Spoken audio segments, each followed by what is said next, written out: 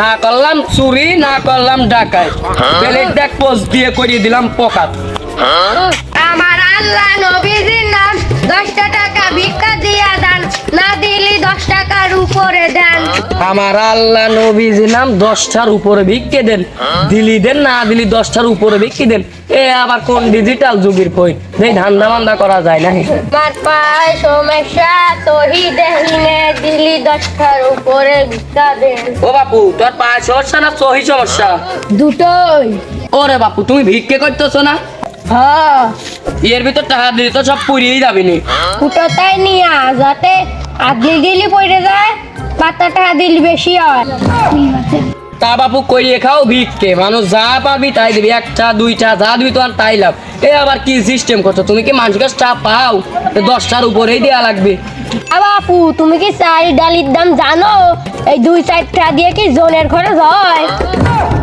পুরে শালা সকালবেলা বাসি মুখে ফকির ঠেকালাম, কইয়ে খায় ভিক্ষে, আবার জনের দাম। কি 700 বেলা ফকির ঠাতি কইছি, দিলি দাও, না দিলি মহিলা তুমি চলে যাও। পুরে শালা কইয়ে খাও ভিক্ষে, চহিমহি টিককে। 7 বেলা তোমার দাঁড়া করাইছি সাহায্য করার জন্যই তো। করো, তোমার বাধা দিল কি দা? তা বাপু, তোমার তো সাহায্যই করবার চাচ্ছে, আমার কাছে তো ভাঙতি টাকা নাই। ঢিল দিও না, ঢিল দিও না, 100 টাকার নোটই তো, ওই তো দাও ভাঙা দিই। ওরে শালা, ও বলে সহি দেয় না, 100টার নোট ও আবার ঠিক পেলো কেমন? 5 টাকার নোট দিলি পরে বিকাশেও দিতে পারো, দিলি খরচটা দিয়ে দিও, মাজায় এটিএম মেশিনও আছে।